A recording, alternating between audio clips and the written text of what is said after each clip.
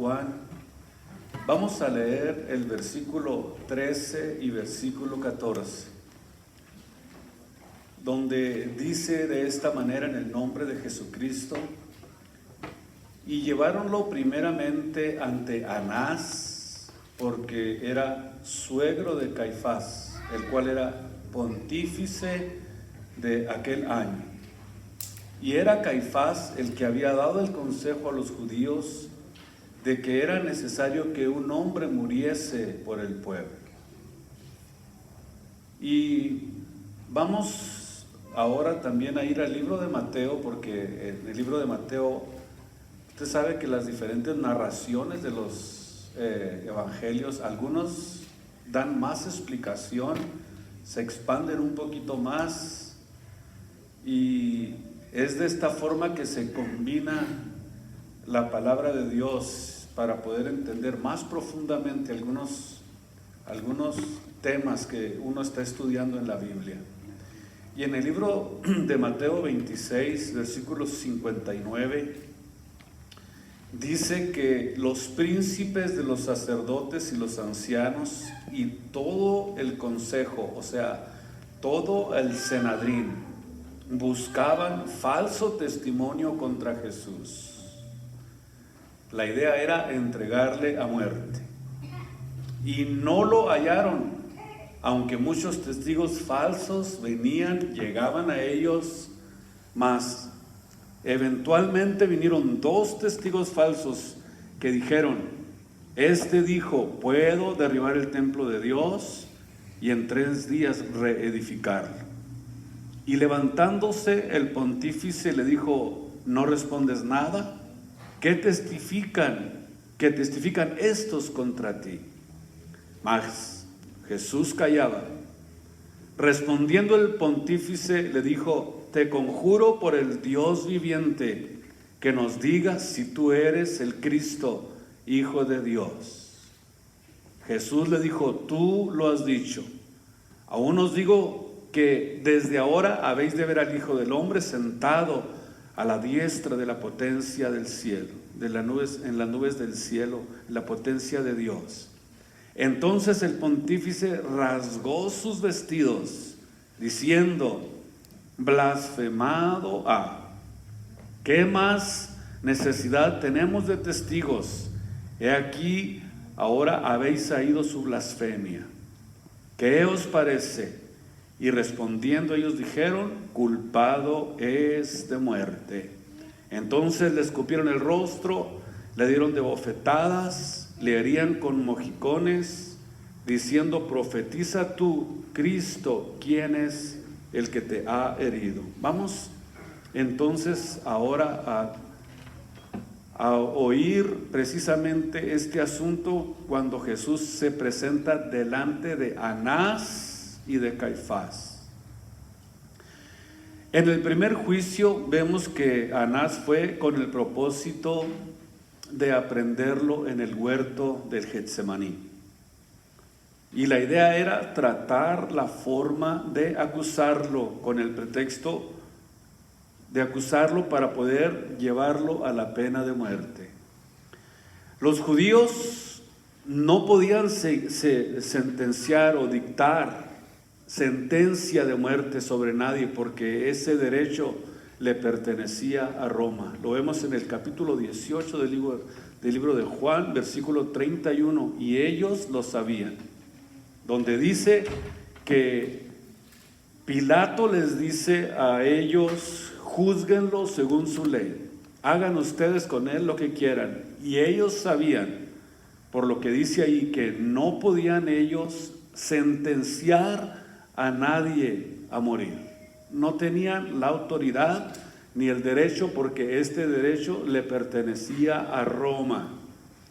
A pesar de que les respetaban guardar la ley de Dios a los judíos, siempre y cuando ellos no se metieran en los asuntos de Estado que tenía que ver con Roma. Y vemos que este era uno de los, pudiéramos, derechos que ellos tenían, de poder guardar la ley, de poder servir a Dios, pero sin meterse en los asuntos de Roma. Menos vemos que no tenían el poder para dictar la pena de muerte. ¿Saben por qué? Porque solamente le pertenecía a Roma. Esto es importante porque vemos entonces aquí la hipocresía del sistema religioso al que pertenecía el Gran Sanedrín. Dice que ellos buscaban, ¿qué estaban buscando? Falsos testigos. Estaban buscando también que Pilato, el gobernador, dicte sentencia contra Jesús, porque, lo repito, ellos no podían condenarlo a muerte, porque era ilegal. Ahora, si Pilato no hubiera intervenido, es muy probable que ellos, de todos modos, lo hubieran apedreado según la ley. Según la ley. Por eso fue que lo hicieron con Esteban. ¿Se acuerdan ustedes? Años después lo hicieron con Esteban, utilizando ellos aparentemente lo que era el sistema levítico, el sistema de la ley. Vemos entonces que dice el versículo 57 que llevan, en el 26 de Mateo, que lo llevaron ante Caifás. Y en el momento en que Judas, vemos que se acerca a los sacerdotes y les pide a los sacerdotes, a los líderes, que él ya no quiere el dinero que le habían dado. O sea, pensando y creyendo que ellos le podían perdonar, y en lugar de dirigirse Judas a Jesús, se dirige a los sacerdotes. Yo pienso que esta es una de las razones por las que Judas no alcanzó el perdón de Dios, porque no tuvo el valor de ir y dirigirse a Jesús y decirle: he pecado contra ti, Señor, ahora me arrepiento, entrego el dinero. Pero sin embargo vemos que la idea y la intención de ellos no era dejar libre a Cristo de ninguna manera. ¿Saben por qué?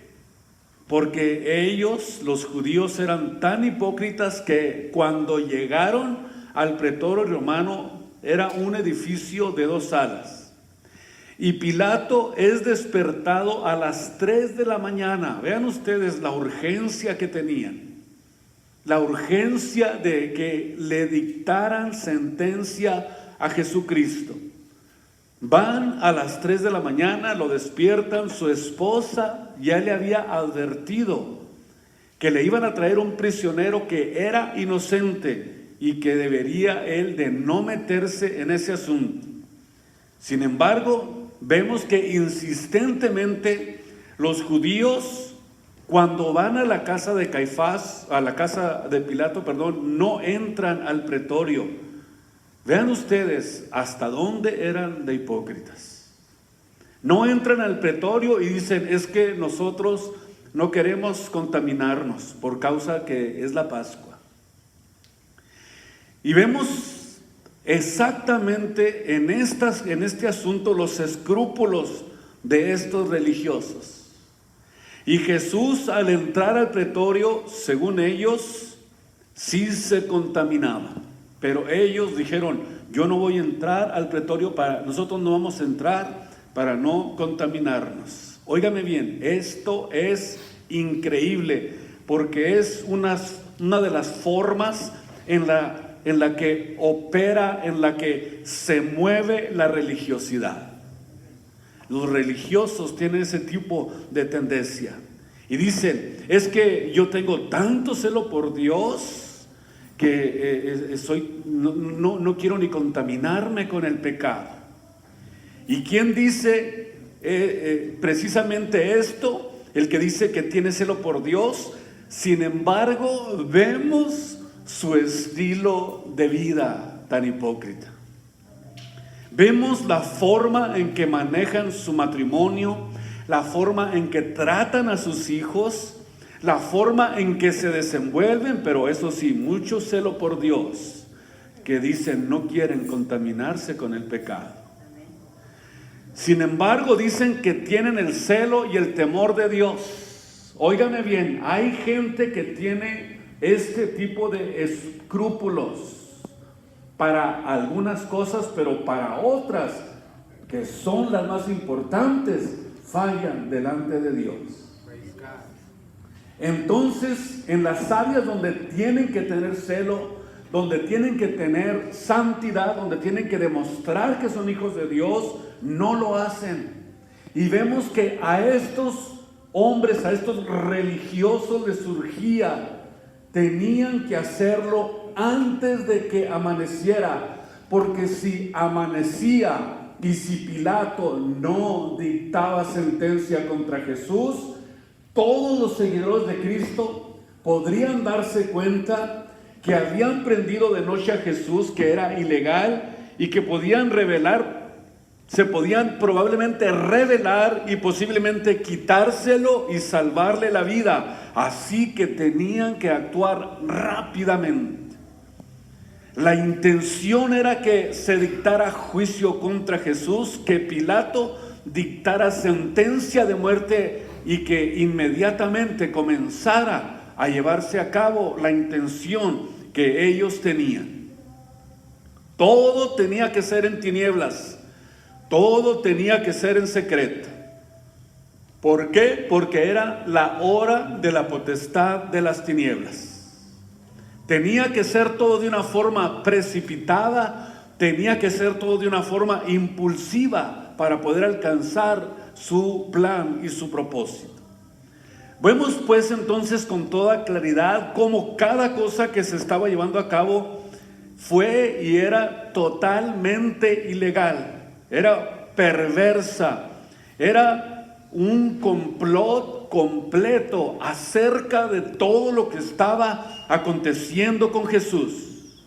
Vemos entonces que eran las mismitas fuerzas de las tinieblas trabajando con seres humanos que nunca quisieron entender y que nunca quisieron reconocer al Mesías.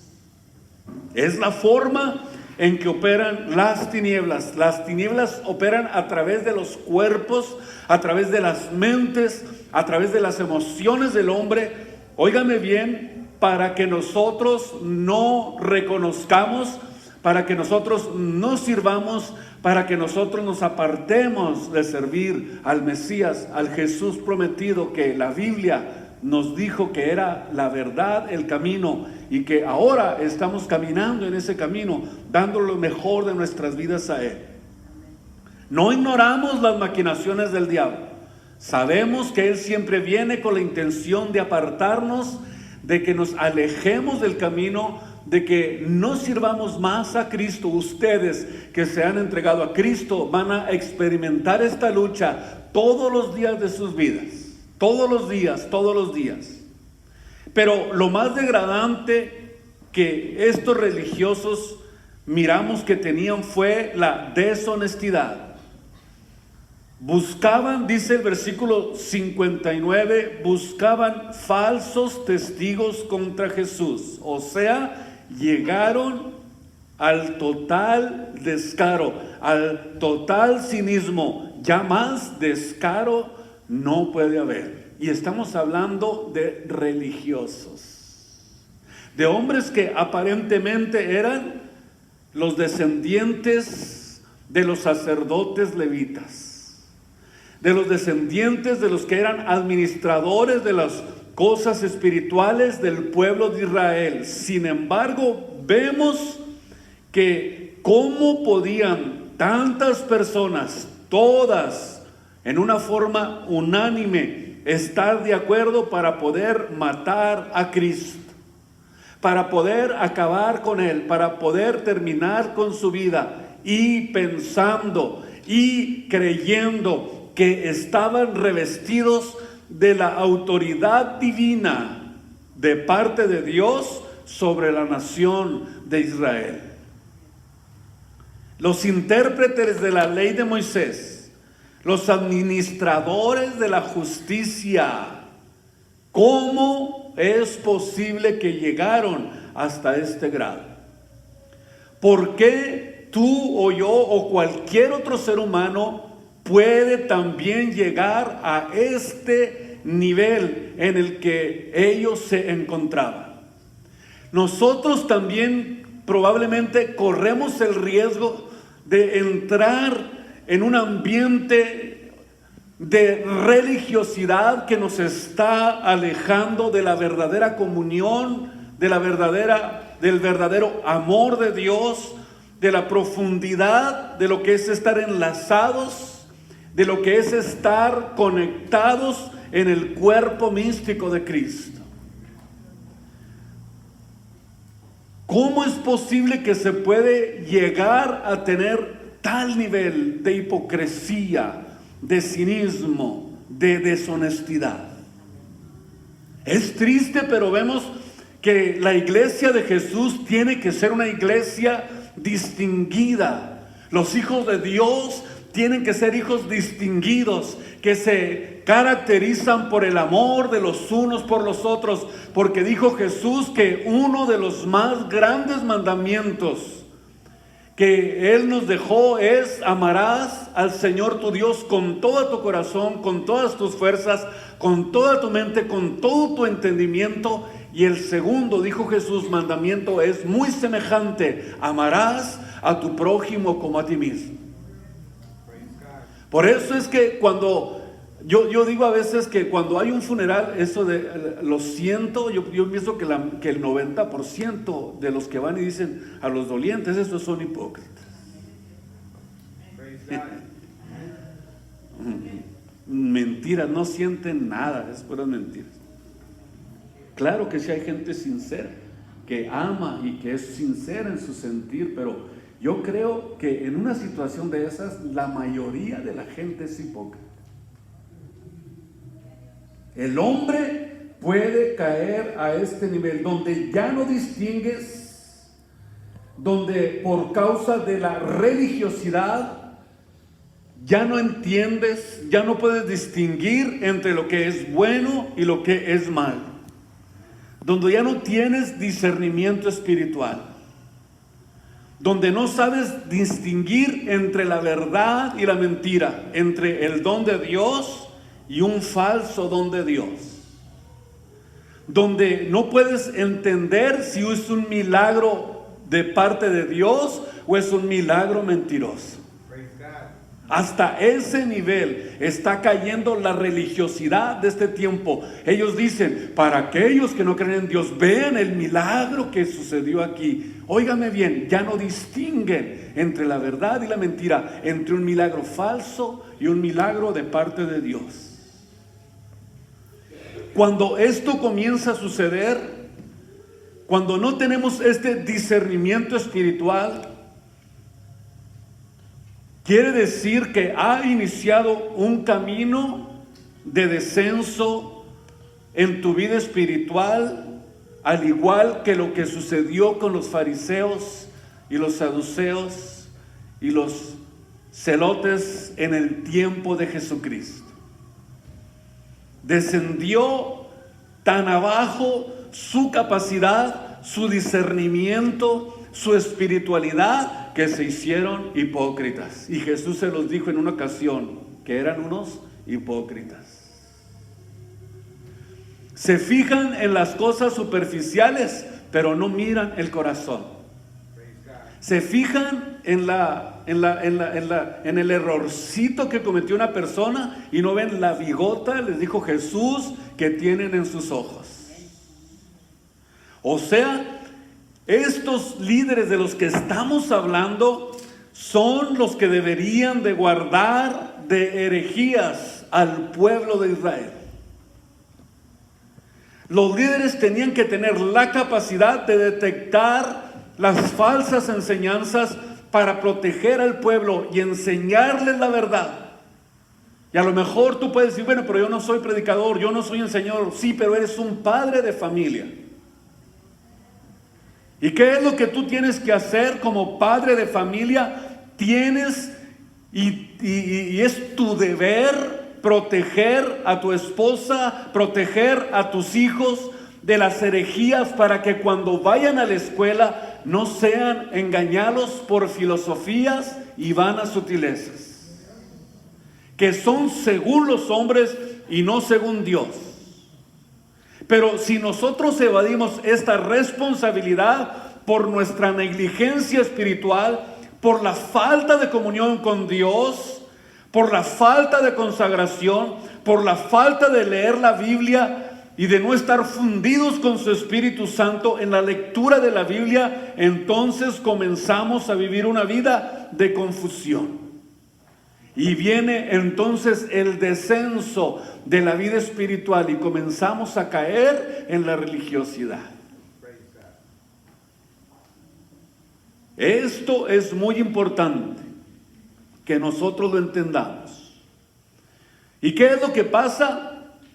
Que Dios entonces va a permitir que gente se acerquen a tu familia, que gente se acerquen a tu vida para tratar de engañarte, y Dios quiere saber cómo vas a reaccionar.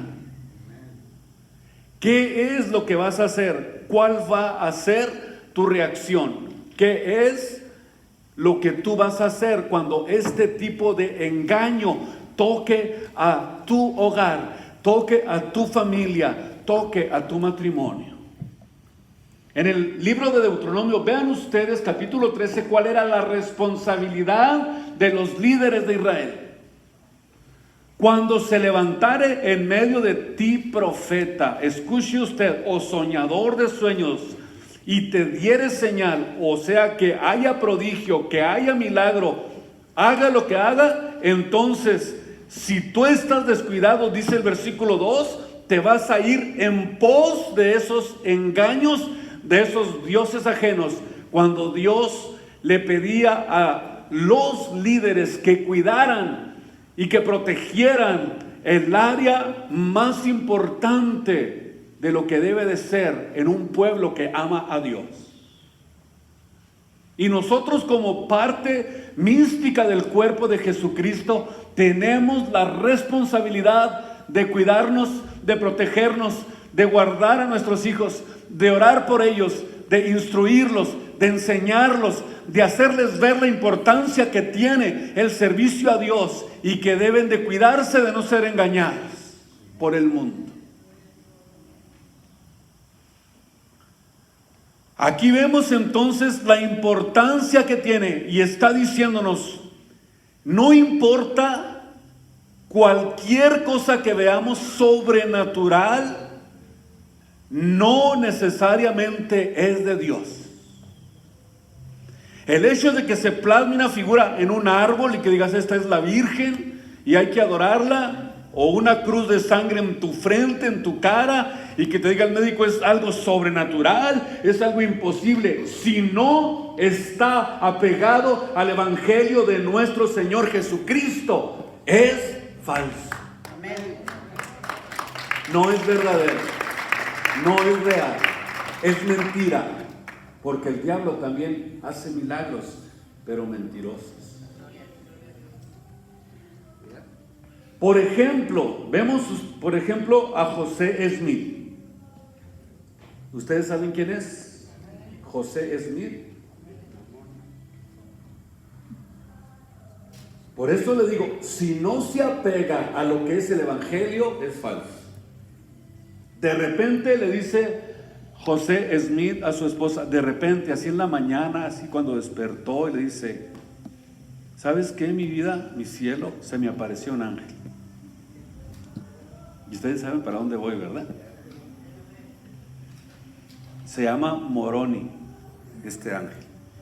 Y me dijo que puedo tener más de 7 esposas. ¿Cómo la ves, mi amor? ¿Se apega esto a la Biblia? No, es falso. ¿Por qué? Porque esto es algo contrario a lo que enseña la Biblia. Dice Gálatas 1:8, escuche bien, más, aún si nosotros, decía el apóstol, como apóstoles, o un ángel, aunque se llame como se llame, Moroni o desmoronado, como se llame, viene y te dice que este mensaje es de Dios, que este es un mensaje de parte de Dios, no le crean, dice el apóstol Pablo. ¿Y qué es lo que pasa con esta enseñanza? Que practican la poligamia. Yo sé que ustedes escucharon hablar de una tragedia de los Levarón, ¿verdad? En Chihuahua, de donde es mi tierra natal, de Chihuahua. Yo conozco a algunos de los Levarón. ¿Saben por qué están ellos en México, en Chihuahua? Porque los expulsaron de Utah por practicar la poligamia.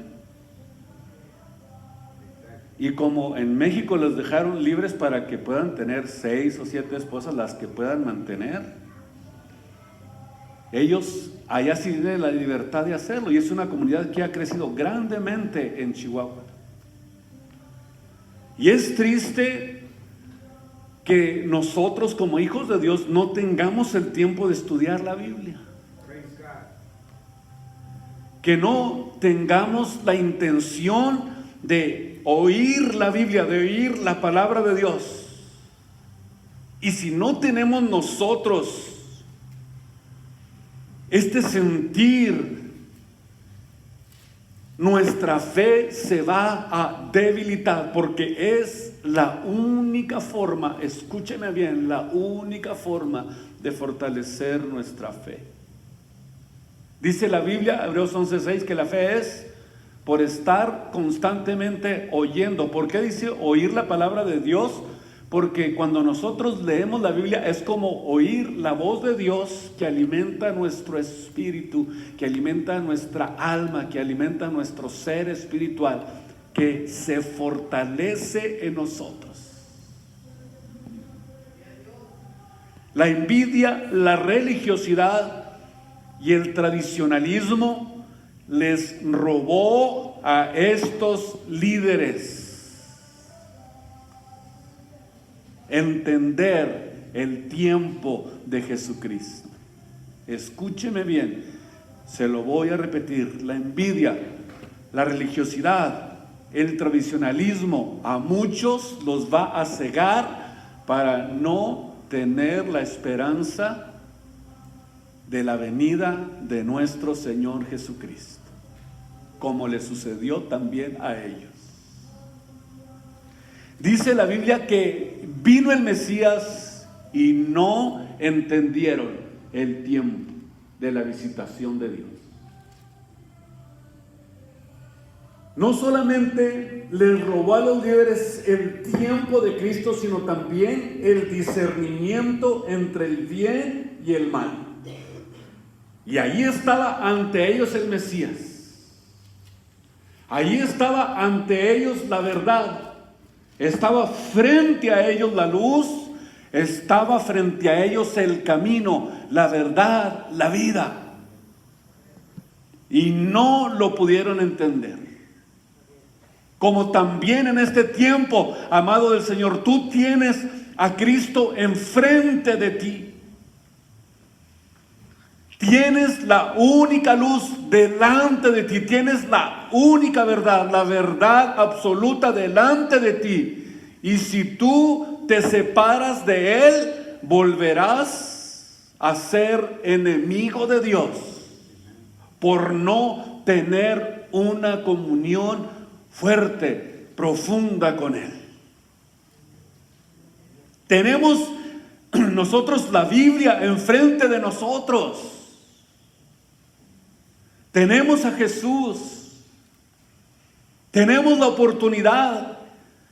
Él está delante de nosotros. Se está revelando al mundo. Estamos en la recta final de la iglesia y tenemos que entender que va a llegar el día en que Él se va a apartar de esta tierra y se va a llevar a aquellos que estuvieron ardientes en el Espíritu, sirviendo al Señor con todo su corazón. Pero basta, ya tenemos que salir ya de ese retardo espiritual y comenzar a retomar nuestra vida espiritual y comenzar a llenarnos más y más y más del poder del Espíritu Santo en nuestras vidas, para que cuando Cristo venga no seamos avergonzados. Tenemos a Jesús. Dice la Biblia que esta es la condenación, que la luz se presentó, o sea, que la luz vino al mundo, que la luz se presentó delante de nosotros, pero nosotros amamos más las tinieblas que la luz. Aunque Jesús ya se presentó delante del mundo, aunque Jesús ya se declaró, hay muchos que aman más las tinieblas que la luz que vino a este mundo, porque el pecado se enseñorea de esas vidas y no pueden entender. Y dice la Biblia que la peor condenación es haber tenido la luz frente a ti. Fíjense bien, la peor condenación que tiene el mundo en este tiempo es que la luz vino al mundo, pero los hombres amaron más las tinieblas porque sus obras eran malas. Entonces quiere decir que es la peor condenación haber tenido la luz, la verdad frente de ti y decir: esto no es para mí, esto no es para mi vida, no va de acuerdo a lo que yo quiero ser, no está de acuerdo al estilo de vida que yo quiero vivir. Yo quiero ser yo, dicen muchos, ¿no? Y no quiero que nadie se enseñoree de mi vida, no quiero que nadie me mande. Y deciden no obedecer el evangelio. ¿Por qué? Porque aman más las tinieblas que la luz que está frente de nosotros, por la Biblia, por la palabra de Dios. La envidia, fue la raíz por la cual crucificaron a Cristo. Ellos no querían que nadie les usurpara la autoridad que ellos tenían. ¿Sabía usted que esa fue una de las principales razones por las que ellos condenaron a Jesús? En el libro de Lucas, capítulo 14, versículo 20, vean ustedes lo que dice la Biblia.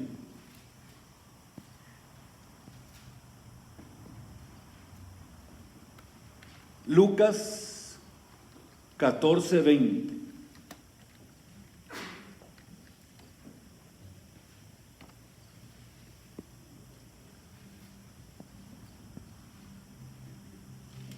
Perdón, es 11, estoy equivocado, 11, 14.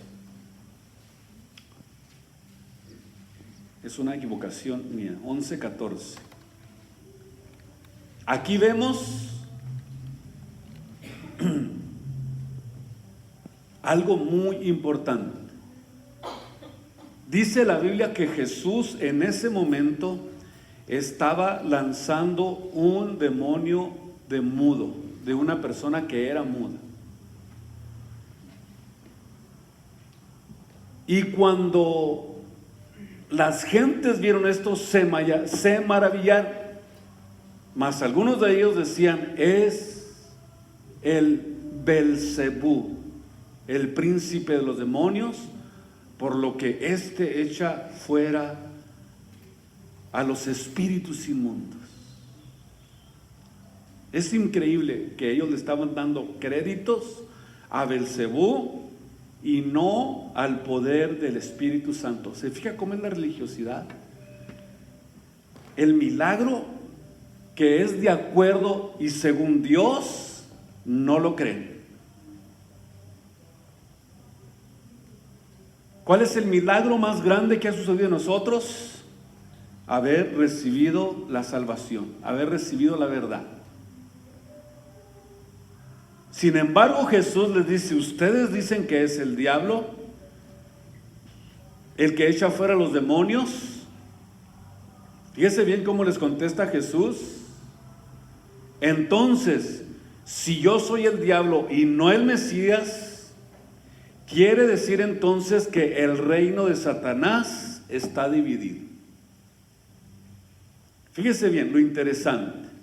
Aquí Jesús, del versículo 14 al versículo 20, está diciendo todo esto que yo les estoy diciendo.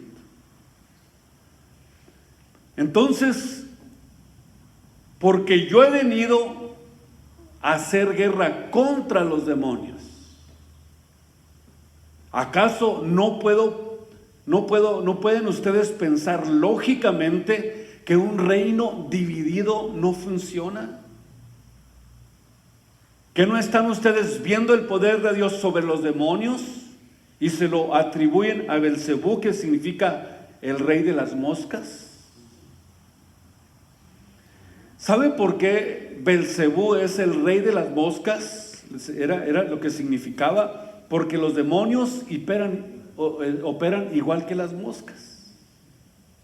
Si usted tiene una heredita en cualquier parte de su mano, que sea, y se le para una mosca, ¿qué es lo que hace la mosca si la espanta? Regresa. Y la vuelves a espantar y luego vuelve a regresar. Y la vuelves son tercas las moscas. Cuando un demonio te ataca, y si fuiste alcohólico, si fuiste el carita del barrio, el pegajoso, te va a atacar por esas áreas. ¿Y qué es lo que pasa? Él va a insistir, él va a terquear, él va a buscar la forma de querer nuevamente traer al sistema de vidas en el que vivías. Y Jesús le dice, un reino no puede ser dividido. Satanás no puede pelear contra Satanás. Lo que estoy haciendo, dijo Jesús, es que ustedes tienen que entender y usar la lógica por lo menos. Por favor, usen la lógica. ¿Cómo puede estar dividido el reino de las tinieblas? Y vemos entonces que cuando nosotros recibimos este tipo de ataques, vea usted lo interesante, que la puerta más grande para que los demonios entren a nuestra vida, pudiéramos decir que la puerta más gigantesca que hay para que los demonios entren a nuestra vida es la inmoralidad. Y está abatiendo, devastando a la humanidad entera. Es el centro, es la puerta más grande, es el ataque más fuerte que está recibiendo el mundo en este tiempo, la inmoralidad. Así cayó Samson. Así cayó David, así cayeron grandes hombres de Dios. La razón es porque descuidaron su pureza moral. En Primera de Juan, capítulo 4, versículos 5 y versículo 6, vean ustedes lo interesante que la Biblia nos enseña. Primera de Juan, capítulo 4, 5 y 6.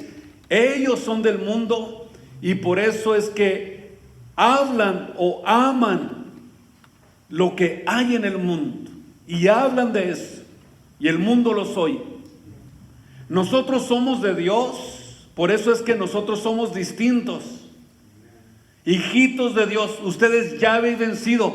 ¿Saben por qué? Porque el que está en ustedes es más fuerte y más poderoso. Si fuera más fuerte la inmoralidad que el poder de Dios en nuestras vidas, yo creo que nadie se salvaría. Pero este poder que opera en el mundo es precisamente lo que ha destruido imperios, la inmoralidad. Por eso nosotros tenemos que cuidar todas esas áreas de nuestra vida lo más posible, no darle entrada, no permitir que entre a nuestros corazones porque nos va a destruir. Ahora, ¿quieres tú saber distinguir entre la verdad y la mentira? El que camina cerca de Dios y en comunión con Él sensibiliza su espíritu a la voz de la palabra de Dios, y cuando oye el consejo de Dios, no escucha el consejo del mundo ni las sugerencias de los espíritus inmundos que llegan a nuestras vidas.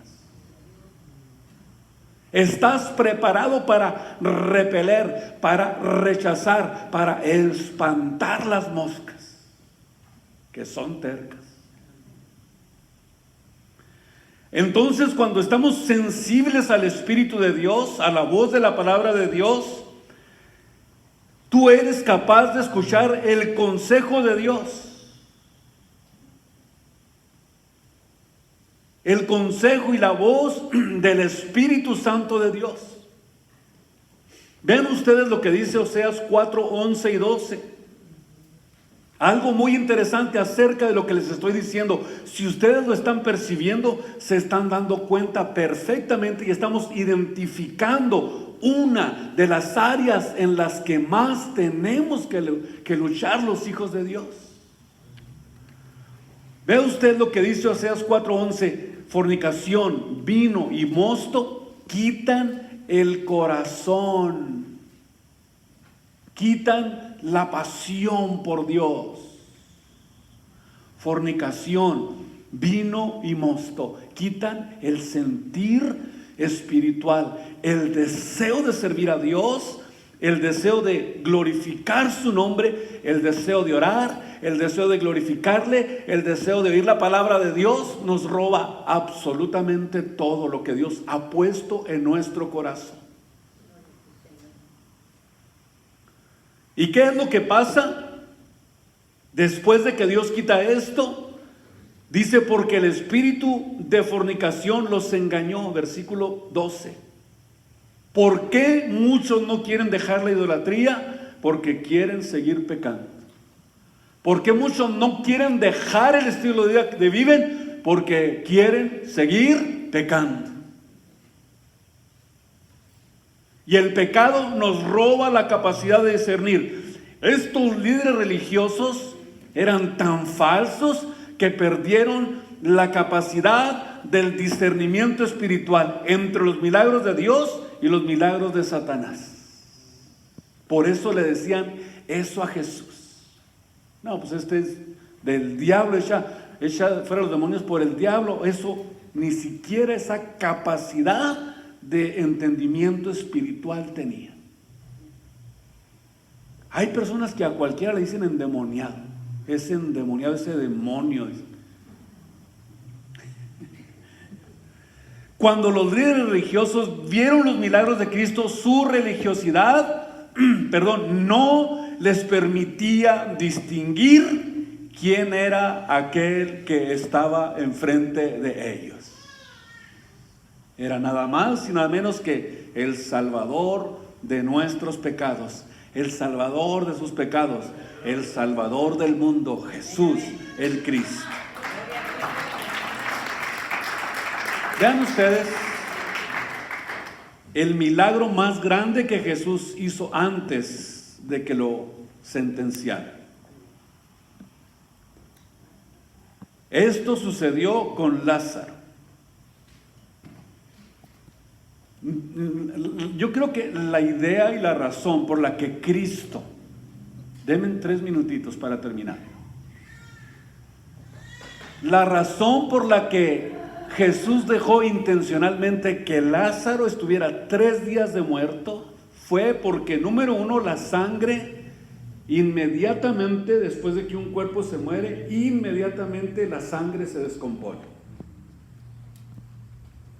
O sea, que científicamente el cuerpo de Lázaro debe de haber estado trastornado completamente, y de hecho sus hermanas decían: Señor, pero ¿cómo estará Lázaro después de 3 días? Yo me imagino que apenas cabe en la tumba ya, por la descomposición del cuerpo, porque la sangre, en cuanto deja de circular, inmediatamente se descompone, se contamina y contamina todo el cuerpo inmediatamente.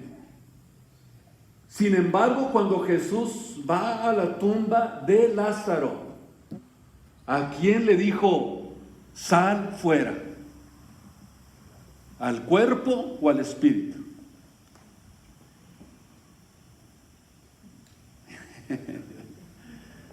Aquí es donde está lo interesante de ese milagro que Jesús hizo. ¿Qué es lo que hace Dios cuando llama a Lázaro? Dios, cuando Cristo le llama, Dios está llamando a su espíritu, y entonces su espíritu regresa. ¿Dónde estaba? Después Lázaro ni nos dijo nada, nos dejó picados, nos dijo qué fue lo que pasó esos 3 días, ¿verdad? Que estuvo muerto. Pero dice que volvió el espíritu al cuerpo. ¿Y qué es lo que hace cuando entra el espíritu al cuerpo? Lo revive. Dice la Biblia que nosotros, estando muertos en delitos y pecados, que nos dio vida. O sea que cuando el espíritu entra al cuerpo, inmediatamente comienza a revivir el cuerpo. Y esto tiene un sentido espiritual muy importante para nosotros y para los que han muerto en Jesús. ¿Qué significa esto? Que Jesús les va a dar vida a los huesos secos. Cuando Cristo venga, dice la Biblia que los muertos en Cristo resucitarán primero. Lo que hace Dios es venir a darle vida a los huesos, darle vida al cuerpo muerto, porque necesitamos un cuerpo para poder entrar a la eternidad. Por eso es que en su venida vemos que eso es exactamente lo que va a hacer Jesús. Va a sacar a cada uno de los que estén en las tumbas que murieron en Jesús. ¿Y qué es lo que va a hacer? Va a hacer el milagro más grande y más precioso. El diablo no puede resucitar un muerto, menos un cuerpo que ya está en los puros huesos. Vean ustedes aquí la importancia que tiene de saber distinguir cuando es un milagro que Dios opera y cuando es un milagro mentiroso. El diablo no tiene poder, no tiene vida. Jesús dijo: yo he venido para que tengan vida y la tengan en abundancia. Qué preciosa es la palabra de Dios. A Él sea la gloria en esta tarde. Por eso, amigo, tú que estás hoy aquí, tu vida no tiene propósito, tu vida no tiene sentido sin Cristo. Encontramos aquí una verdad absoluta que nos da la esperanza de que ya sea que muramos, ya sea que vivamos, le pertenecemos a nuestro Señor Jesucristo. A Él sea la gloria y la honra en esta mañana y en este día. ¿Qué le parece si le decimos a Él en adoración: Señor, Señor, renueva mi espíritu en esta mañana? Pónganse de pie, pero vénganse aquí a este altar a decirle al Señor: Señor, aviva el don del fuego.